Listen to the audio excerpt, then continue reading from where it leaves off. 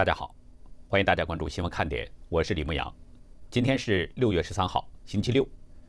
今天的话题比较多，所以时间可能会长一些，但是呢，还是希望您能够坚持看到最后。我们的第一个板块安排的是病毒有眼睛，然后是几个重要的事儿，也有网友的爆料和一位在澳洲生活了10几年的朋友写来的一封信。下面呢，就进入今天的第一板块，病毒有眼睛，美国的疫情为什么这么严重？截止到今天早上6点，全美国确诊感染中共病毒的总人数是2116922人，死亡是116825人，死亡率是5.52%。其实长期关注新闻看点的朋友知道，我们推出这个板块呢，首先谈的就是美国，但是有好多朋友还是没看过。我记得有几位网友就这么问过我：你说亲共疫情重，难道美国也亲共吗？如果单看美国现任政府，总统川普和他的内阁成员都很反共，鹰派占了绝大多数，所以难怪有这些朋友这样的疑问。但问题是，川普之前的几届美国政府，他们的亲共政策，或者说是绥靖政策、怀柔政策，对中共的经济输血，的确养肥了中共。如今的美国人民所遭受的这个瘟疫折磨，其实就是往届政府的这个遗害。因为现在就是到了天灭中共的时候了，新账旧账一起算。我们就重点来说说美国是怎么一步步把中共给养肥的。1949年，中华民国政府退守到台湾，但是仍然受到美国的军事支持，而统治中国大陆的中共政府则长期和美国处于对立隔绝状态。1960年呢，尼克松就任美国总统，他开始着手调整对亚洲的政策，出于对抗苏联的需要，他希望发展和中国的关系，制衡苏联。1971年7月，时任国安事务助理亨利·基辛格密访中国，3天的北京之行，基辛格向中共承诺，美国将要逐步减少驻台湾的军事力量，将在联合国支持恢复中国的席位，保证通过谈判解决越南战争。1972年2月21号，尼克松访问中国，他自称访华将改变世界，但实际这次破冰之旅给日后的美国埋下了噩梦的种子。1979年，美中正式建交，并且不断改善关系。7月7号，时任总统卡特和北京签署第一份美中贸易关系协定，答应给中共贸易最惠国的待遇。什么是贸易最惠国待遇呢？简单说就是彼此不是缔约国的伙伴关系，但是中共它可以得到美国的特别优惠关税条件，征收的税率比较低。在最惠国待遇生效的1980年，卡特还利用美国在世界银行的地位，帮助中共恢复了世界银行成员国的地位，为中共吸取世界营养打通了一条管道。1981年，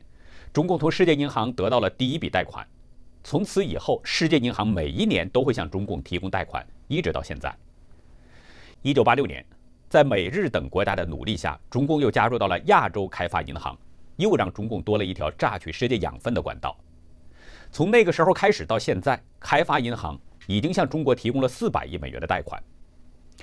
1989年，中共对广大学生和北京市民大开杀戒，制造了震惊中外的天安门大屠杀。这件事儿是中共邪恶本质的一次大暴露。1990年，美国的一些国会议员提出，鉴于中共制造人权惨案，要求取消中国的最惠国待遇，或者是增设一些附加条件。时任美国总统的老布什承受了全球要求制裁中共的压力，暂停了美中军事交流和军售。不过呢，事情并不像人们看到的这些这么简单。老布什总统图书馆的解密文件显示，6·4事件之后，老布什在半年之内曾2度派出特使前往北京，并且2次向邓小平发函，强调美国愿意和中共携手共度难关。时任国安顾问的史考克罗表示，美国国会想对中共实施更严厉的制裁，但是总统反对这一行动。文件中显示，老布什给邓小平的信中表示，他充分地了解中方如何看待干涉内政的标准，但他要请邓小平先不要把建议视作干涉。如果中共认为与西方世界的经济交流是好的，那么他愿意继续承担来自美国国会的压力，不会立刻切断与中国的经贸互动。法广在报道中表示，6·4之后，老布什政府多次为中共开后门，包括7月份批准特别豁免令，允许波音公司出售4架商用喷射机给中国，以及10月份放松军事制裁，允许中方的官员回美，继续提升中方战斗机的和平珍珠计划等等。有了美国的实质帮助，中共政府在谷底就得到了翻身。1993年上台不久的克林顿就宣布，中国必须满足一些关键的人权条件，才可以获得最惠国待遇的延续。但是这些遭到了美国工商界的反对，压力之下，克林顿的主张就变成了一句无法落实的口号。1994年5月26号，克林顿把最惠国待遇和人权问题彻底摘钩了，宣布延长1994年到1995年度的对华最惠国待遇。1999年4月，时任中共总理朱镕基访问美国，经过与克林顿的协商，双方发表了中国加入世界贸易组织的联合声明。当年11月，美中双方在北京就签署了中国入世的双边协定。这个协定把中国入世道路上的最大障碍扫除了。2000年10月，克林顿签署了对华永久正常贸易关系法，就是说，当中国加入世界贸易组织之后，美国不再每年都来审议中方的贸易做法，而与中国建立永久的正常贸易关系。2001年12月11号，在美国的关键支持下，中共终于加入到了世界贸易组织。随后，时任总统的小布什又签署命令，正式宣布与中国的永久正常贸易关系地位，从2002年的1月1号开始生效。1972年，美中关系刚刚恢复的时候，双边的贸易总额只有1288万美元。但是到了2018年，美国的官方统计，双方的贸易总额已经高达6600亿美元左右。但是美中贸易严重失衡，就仅仅是这个2018年，美国向中国出口的货物总额是1201亿美元，但是中国向美国出口的货物总额是多少呢？高达5396亿美元。在加入世界贸易组织之后，中国的 GDP 迅速成长，翻了9倍，已经逐步发展成为制造业和出口业的大国，变成了世界第2大经济体。美国智库哈德逊研究所中国战略主任白邦瑞有着中国通之称，他在2015年出版的一本分析美中关系的著作《100年马拉松：中国取代美国称霸全球的秘密战略》，他在这本书中披露了前几任美国总统批准的援助中国的项目细节，并且列举了美国对中共的5大认识误区。这5大认识误区呢，分别是同中国交往会带来美中之间的全面合作，同中国交往会让中国走上民主道路，中国是一朵需要美国和西方帮助的娇嫩花朵，中国也希望变得和美国一样，以及中国的鹰派们成不了气候。白邦瑞提到，从80年代到现在，几十万中国留学生到美国的大学深造，美军在陆海空军队、海军陆战队和海岸警卫队等方面都与中国进行了全方位的交流。其中他还透露了这么一个事儿，根据《华盛顿邮报》报道说，美国在80年代初花了20亿美金向中国买了许多冲锋枪等常规武器，援助阿富汗游击队。当时，这20亿美金是解放军对外军售的第1桶金。去年12月，亚太助理国务卿史达伟在华府智库战略与国际研究中心做了一次演讲，他讲述了40多年来美国对中国实施帮助的具体情况。美国不仅向中方提供军事情报援助、技术转让，也提供贸易和投资优惠，并且还赞助安排了广泛的教育交流，还有很多方面的帮助。他回顾了里根政府时期对中国的军事技术援助，比如1981年，里根签发的国安决策指令，开辟了向中国出售空中、地面、海军和导弹军事技术的道路。1983年又放宽了对华技术出口管制。1986年甚至帮助中国建立了基因工程自动化、生物技术、激光、太空技术、载人航天智能机器人和超级计算机等多个研究计划。那说完了美国的整体情况，我们再来说说全美国疫情最严重的纽约。截止到今天早上6点，纽约确诊总数是402914人，死亡是30824人，死亡率是7.65%。纽约疫情重的背后，同样是因为它和中国的关系走得太近了。这表现在2大方面，一个是纽约政界与中共走得太近，另一个就是经贸往来相当密切，华尔街向中共输血。2016年的4月11号，中共国贸谈判副代表张向晨与纽约的副州长凯西霍楚签署了一份谅解备忘录，正式成立中国省与美国纽约州贸易投资合作联合工作组。时任中共驻纽约总领事张启岳说，纽约州是中美开展地方合作的亮点。2017年11月2号，纽约州长库莫获得了美国华美协进社颁发的青云奖，获处是戴维领奖。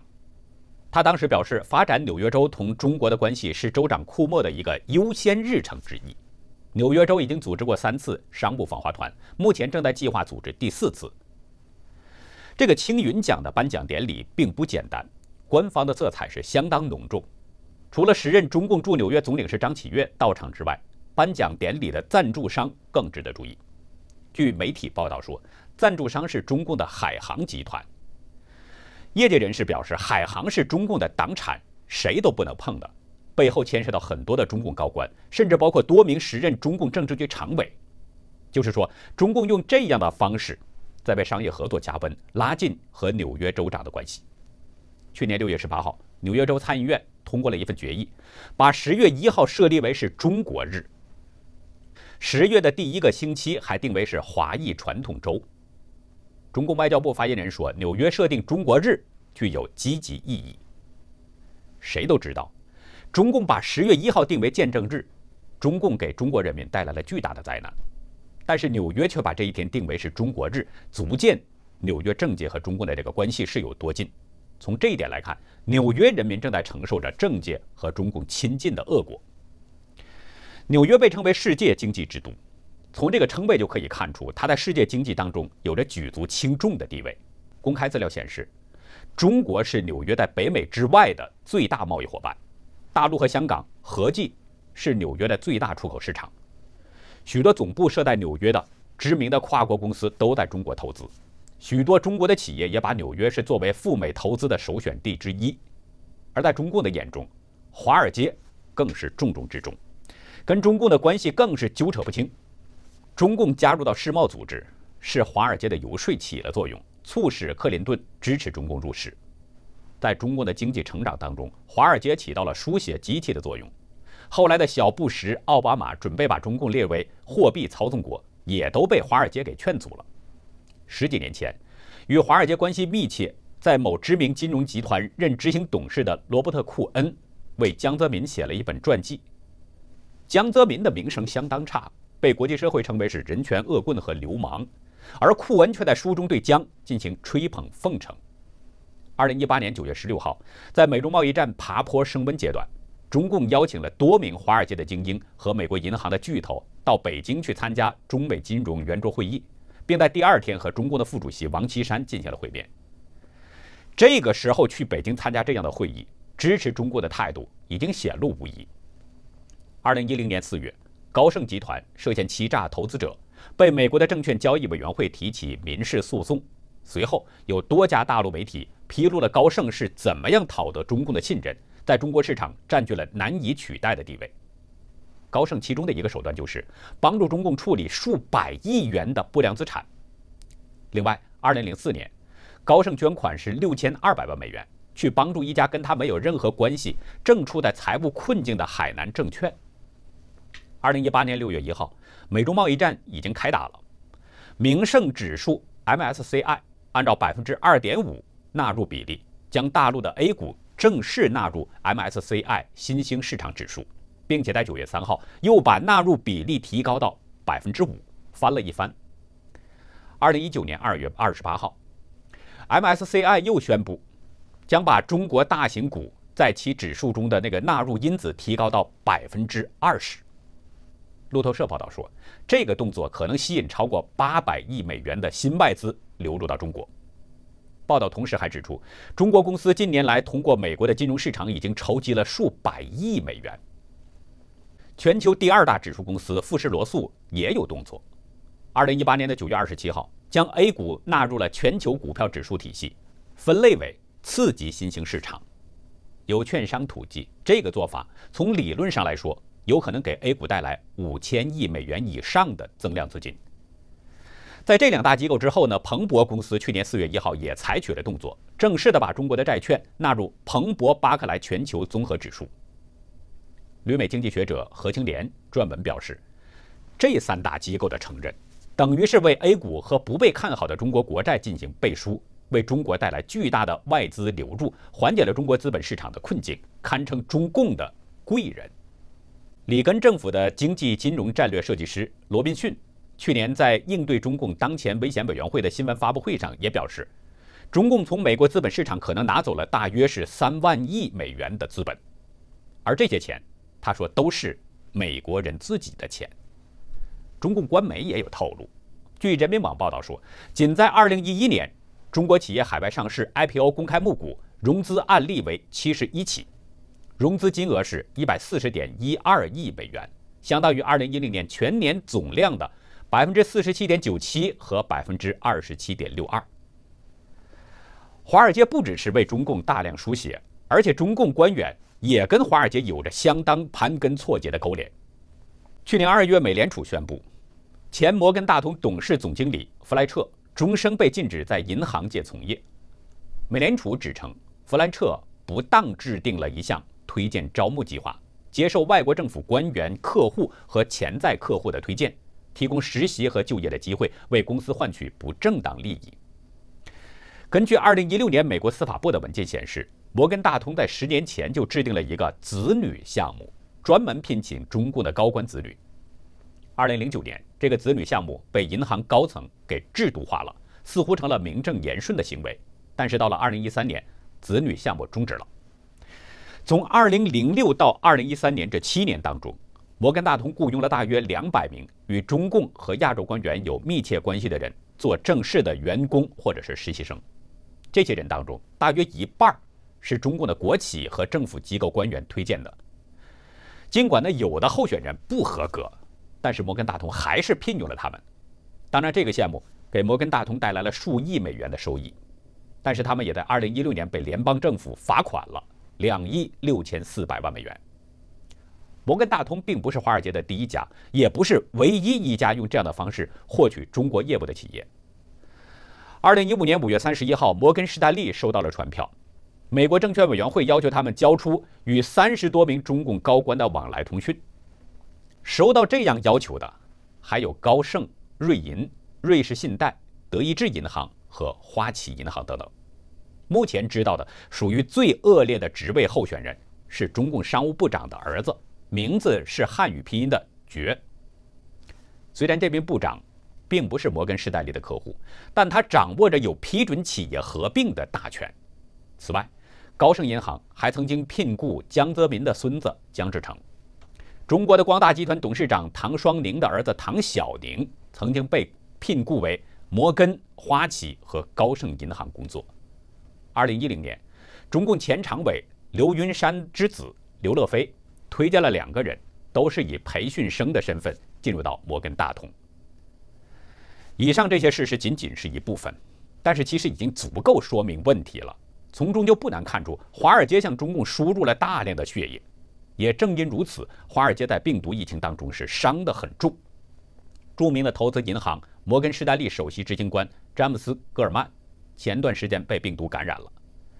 尽管在4月9号他已经康复了，但是61岁在鬼门关上走这么一遭，也的确令人心惊。那跟戈尔曼相比，精品投资银行杰弗瑞首席财务官佩格·布罗德本特他就没那么幸运。56岁的布罗德本特在3月29号已经去世了。他生前曾经在摩根士丹利工作了16年，他的妻子海莉也曾在摩根士丹利担任高管。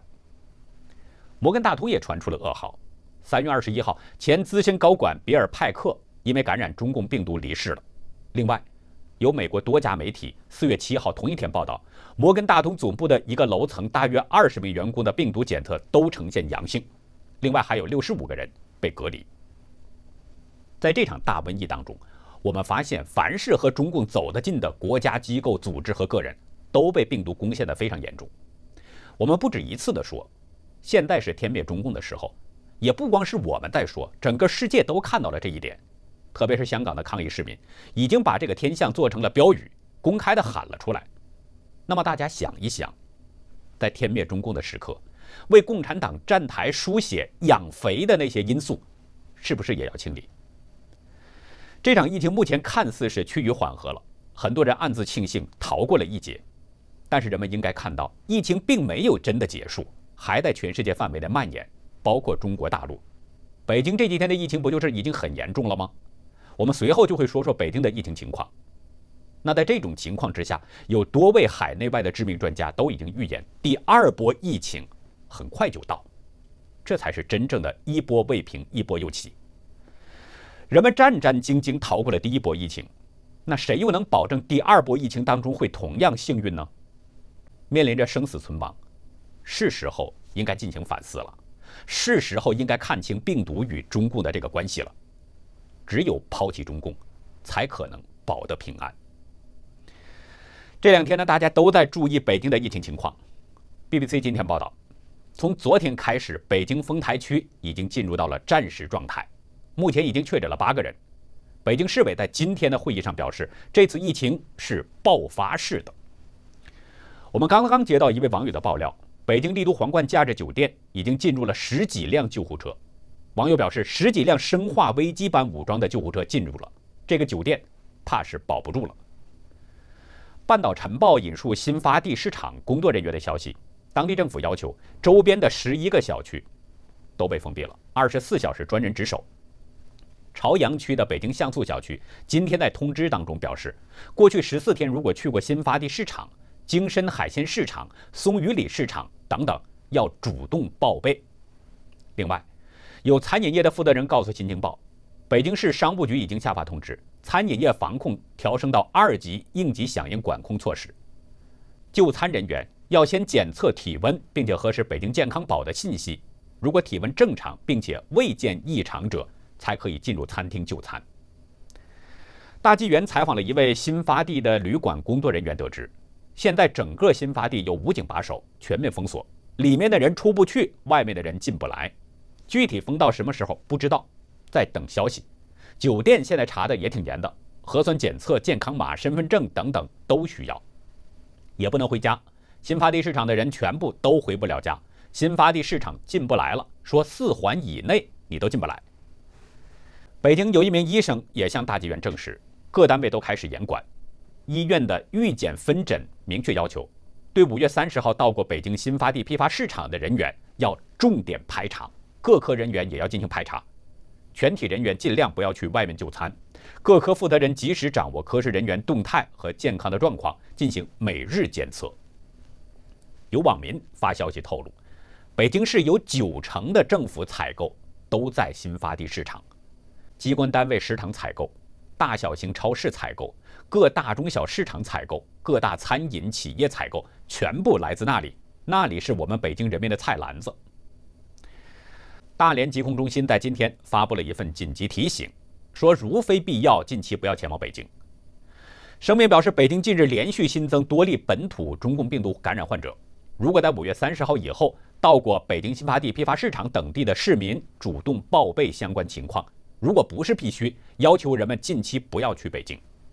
网友向我们爆料，河南濮阳市今天也发了一份紧急通知，要求各县区立即组织排查5月30号以来去过北京新发地批发市场的人，如果不及时报告，说要依法追究责任。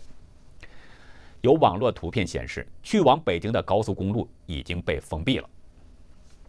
昨天是香港612事件1周年纪念日，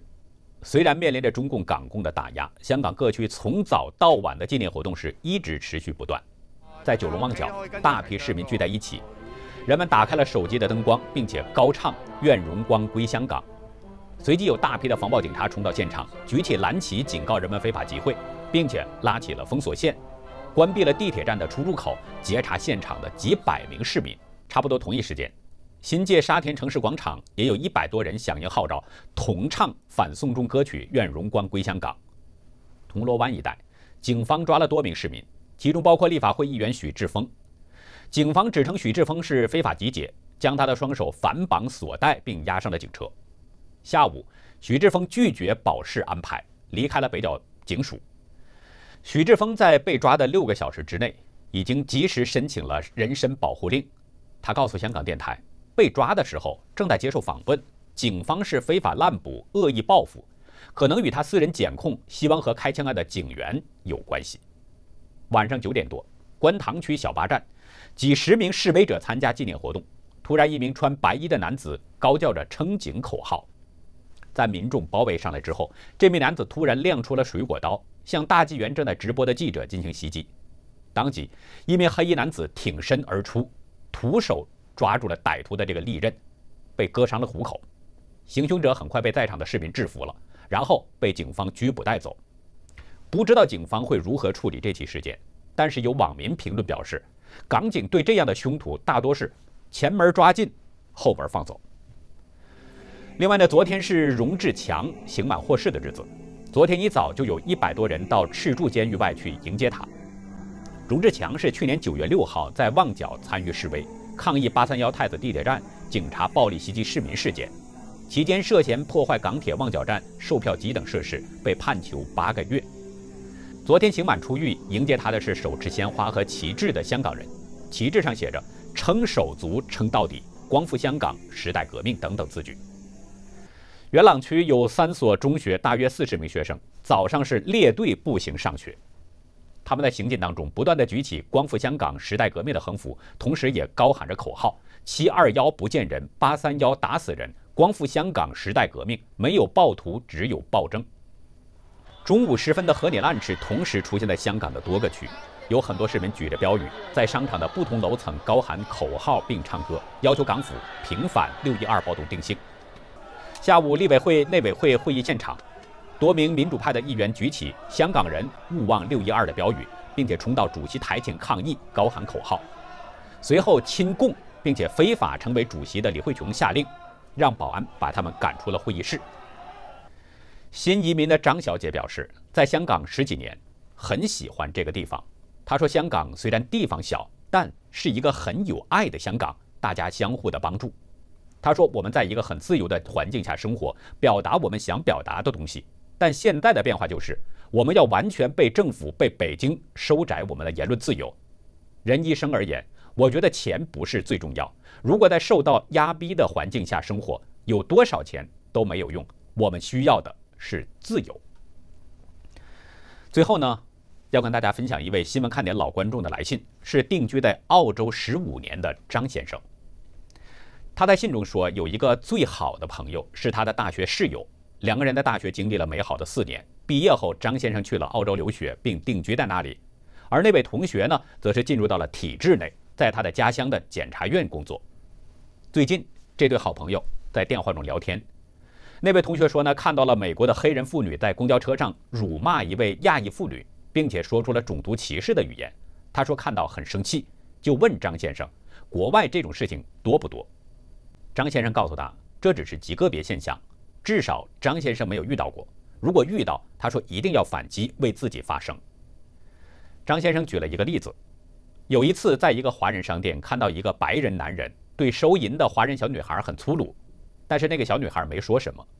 于是张先生当场就警告那个男人，说话不要这么粗鲁。最后他也不敢了。张先生说呢，只要你英文好就可以分辨解释，因为在西方国家，种族歧视被大家都唾弃的，绝大部分的人还是很友好的。他的那位朋友呢，又问张先生，在中共病毒疫情发生之后，澳洲对中国是什么态度？张先生告诉他，周围的白人和其他族裔的人都认为这个疫情不是中国人民的错，中国人民也是无辜的受害者，他们都认为是中共政府的错，他们在隐瞒疫情，导致最后不可控制在全世界蔓延。但是那位朋友认为，欧美人当中对中国傲慢有偏见，他个人认为呢，中共政府在疫情中表现得比大多数美欧国家都好。张先生告诉他呢，不同意他的观点，但是尊重他表达意见的权利，因为接收的讯息不同，所以得出的结论也不同。但是张先生提醒他，不要失去自己独立的判断。如果一个社会只允许一种声音被听见，那么这种声音一定是谎言。张先生对朋友说，也许你是体制的受益者，但我更关心的是10几亿底层的人民，他们是我的同胞，他们是这个民族的根基。作为炎黄子孙，我很骄傲我是中国人，但我的祖国是有着5000年悠久历史的中华大地，而不是这个见证70多年的一个政府。张先生在信中举了2个例子，以此来说明澳洲和中国他们的不同。他讲的第一件事儿是2014年的11月在北京召开的 APEC 会议。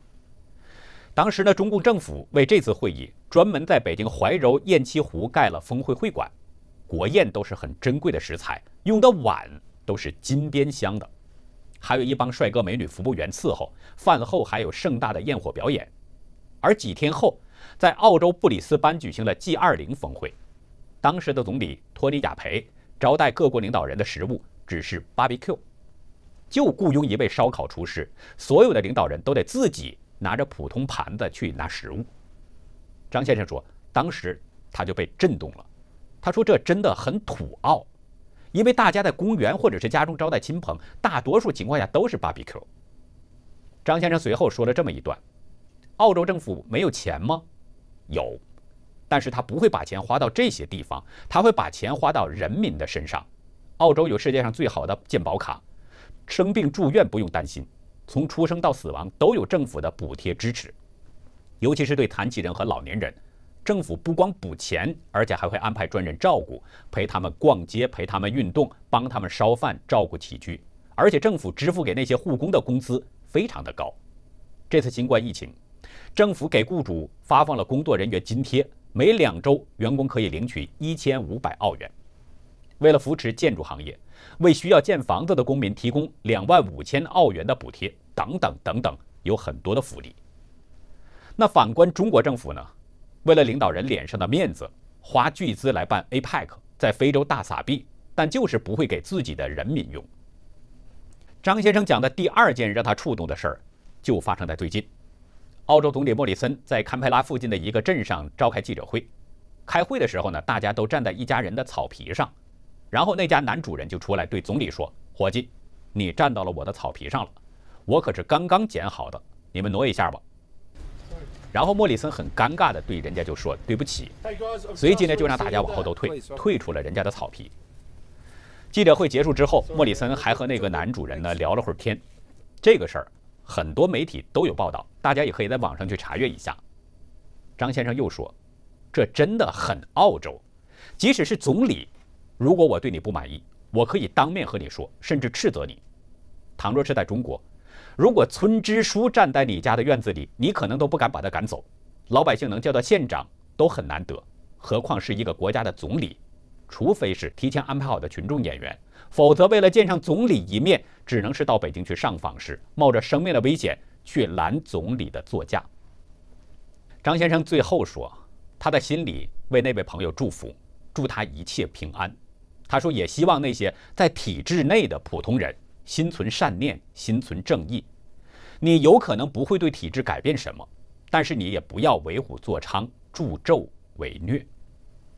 信分享完了，我也给张先生写了几句简短的回复。我说真为他的那位朋友感到荣幸，有这样一位好朋友，即使相隔千山万水，还在惦记着他，而且相隔了15年，依然是交心的朋友。特别是张先生最后的落款，他说自己是一个心存善念、心存正义的中国人，已经定居澳洲15年了，差不多应该是澳洲的公民了吧？但他依然说自己是中国人，我觉得这才是真正的爱国情怀。那好，以上就是今天节目的完整内容。如果您喜欢新闻看点，请点击视频右下方的点我订阅，或者是2维码订阅，这样从周一到周六您都可以看到我们的最新节目。如果您喜欢新闻看点，也请您把它推荐给您周围的更多的朋友。感谢您的收看，再会。